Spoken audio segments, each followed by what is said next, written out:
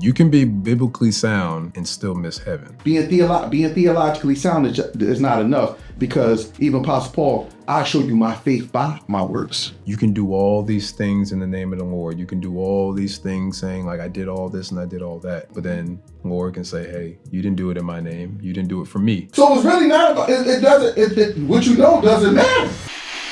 I want to get into something that I know that you said that has literally been, profound in my head when I heard you say it. You said, you can be biblically sound and still miss heaven. Mm-hmm. Now, that was probably one of the strongest messages I've heard you say in a while. Now, what in your life formed you to make that particular type of conviction?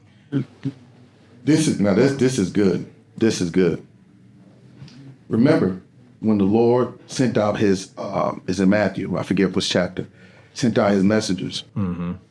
He said, go get those who were called to the marriage feast. Right. They had the invitation. Mm-hmm. They had the invitation. But guess what they did? Make excuses. They made excuses. So what did the Lord do? He said, go into the highways and the byways, mm-hmm. and invite them. Now that's just one scenario. And we can just even look at the overall how he treated the Pharisees, Sadducees, and the scribes. They knew the word. That's true. They tithed. They did all the stuff. Jesus said, you of your father the devil.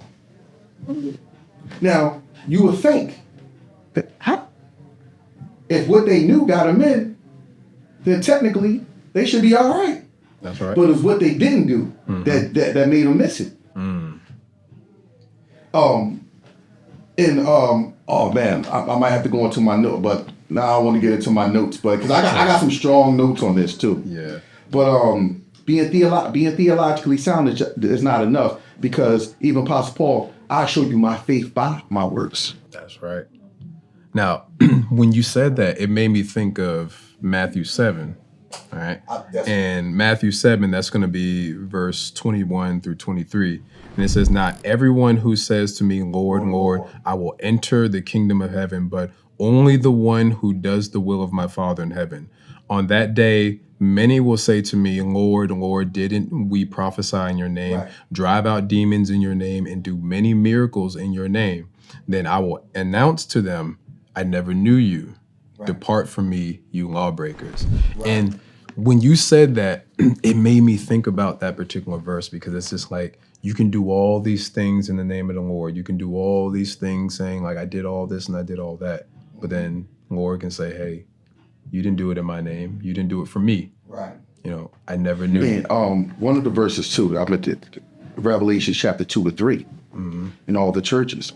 5 churches he had issues with. 2 churches, Satan actually set them out, and the church of Philadelphia was a mm-hmm. perfect church. He said, I know your works. Mm-hmm. In all those churches, and he listed off their works. And all of it had to do with their poor behavior.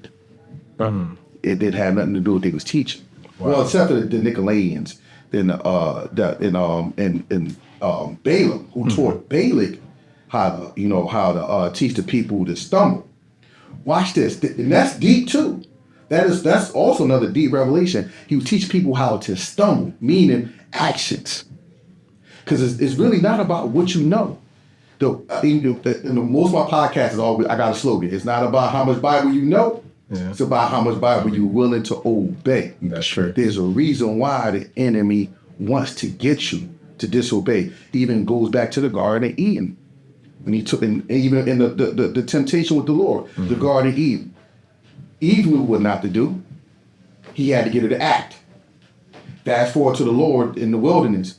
The Lord knew what to do, and he combated him with the word plus action. He didn't turn that rock into a bread when he was hungry. Mm-hmm. He didn't take when the enemy tried to offer the Lord all these kingdoms. He didn't take the money. He didn't take the power. He didn't take the prestige. He combated him with the word. And then when he was at his lowest, he said, "Jump off this mountain. Surely the Lord won't let you, dash your feet against stone." Psalm 91. And what the Lord said, gave another word. So the enemy's whole job is to get you to disobey. That's true. Yeah. That's what the enemy wants. Right. Exactly. So it's really not about it. Doesn't what you know doesn't matter if you're not applying it. So that's what it all boils down to. That's why if you think about everybody, one of the biggest tools the enemy uses information.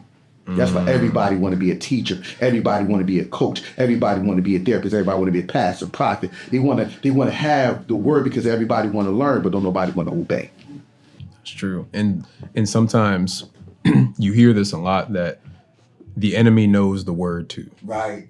And the enemy can use the word against you as well too. So how do you combat that as well? You got to be discerning. That's why you got to be in that words for yourself. Mm-hmm. And you have to be watchful and mindful of the tactics of the enemy. You got to be watchful. Yeah. That's his whole job. He needs you to fall into temptation, because when you fall into temptation, you're actually voiding out the word. You pretty much saying, I don't trust this word. It ain't powerful enough. My flesh is. So that's why that partiality goes back to partiality. That partiality, people don't really trust. When I fear God, in my honest opinion, they don't fear God, and that's scary. Because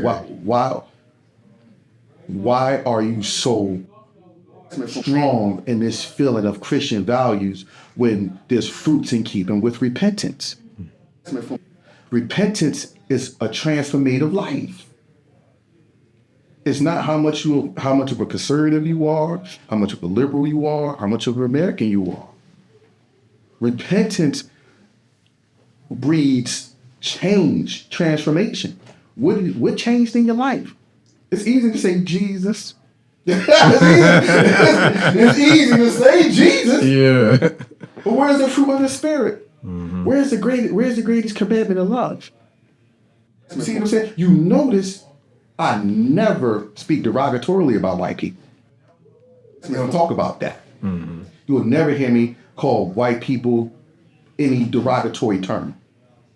The stuff that I'm saying, even about white people, black people, or any culture I'm talking about, everything that I'm saying, it can be validated, verified, and looked up all over social media.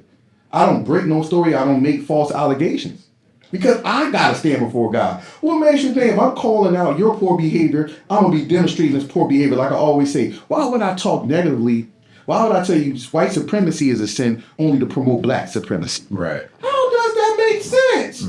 So I'm telling you, you're going to hell for white supremacy, and you think I'm gonna sit up here and build a black supremacy for me to go to hell with you? You bugging. I ain't going to hell. I ain't going to hell for nobody. I ain't going to hell for my wife. I ain't going to hell for my kids. So what makes you think I'm going to hell for you?